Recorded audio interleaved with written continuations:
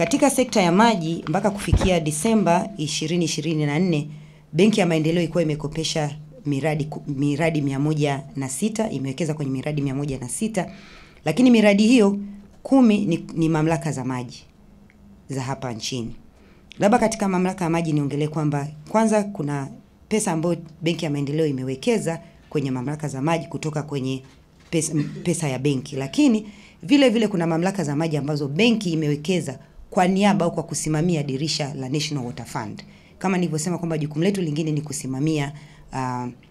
kusimamia fund au mifuko kwa niaba ya wadau wa maendeleo. Kwa National Water Fund ni miongoni mwa wadau wa maendeleo ambao tunasimamia dirisha lao, ambao kuna fedha maalum wameitenga kwa ajili ya kukopesha mamlaka za maji ili ziweze kuendelea kufanya jitihada au kuunga mkono jitihada za serikali kuhakikisha kwamba miundombinu inaboreshwa na watu wanaweza kupata maji safi na salama.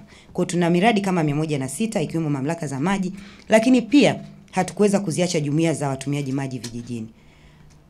Katika project hii tunafanya kazi na Benki ya Dunia, World Bank. Kwa maana kwamba tumeweza kusaidiana na World Bank, wao wameweza kutoa ruzuku kwa asilimia 60, lakini Benki ya Maendeleo tumeweza kutoa mikopo ya bei nafuu kwa asilimia 38.5, na asilimia 1.5 inayobakia wale wa jumuiya za maji vijijini na wao wanachangia katika kutekeleza mradi huo. Lakini ni mradi gani? Zile jumuiya za maji vijijini walikuwa wanatumia diesel kwa ajili ya kupampu maji, ambao kwanza ni gharama kununua diesel, lakini pili hata maintenance yake ilikuwa ni ghali.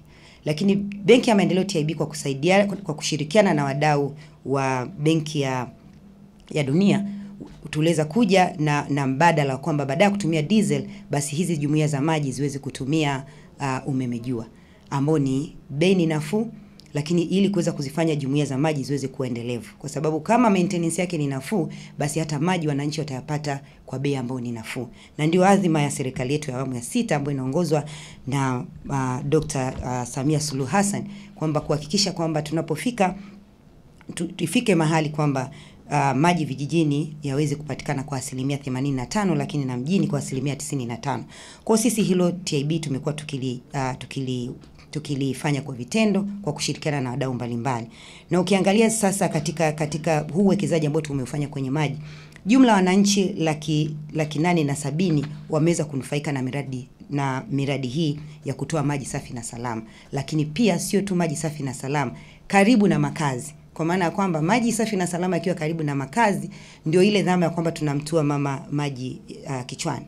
Anapata ni muda mfupi sana wa kwenda kuchukua yale maji, na anapata muda mrefu wa kufanya shughuli zingine za maendeleo, kuliko kwamba ile distance walikuwa nenda mbali ya kwenda kuchukua maji na kuweza kufanya shughuli zingine za maendeleo kama vile ambavyo inapaswa kuwa.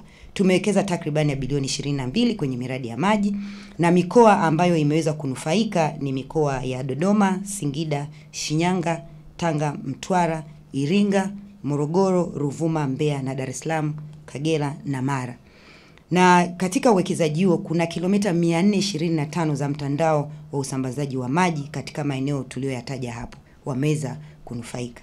Kwa hiyo kama nilivyosema, wananchi 870 wameweza kunufaika kwa kupitia uwekezaji wa TIB kwenye mamlaka za maji, lakini pia kwenye jumuiya za watumiaji maji vijijini, tukishirikiana na mfuko wa maji wa taifa, lakini pia tukishirikiana na wadau wa benki wa World Bank, lakini na sisi wenyewe kama Benki ya Maendeleo TIB.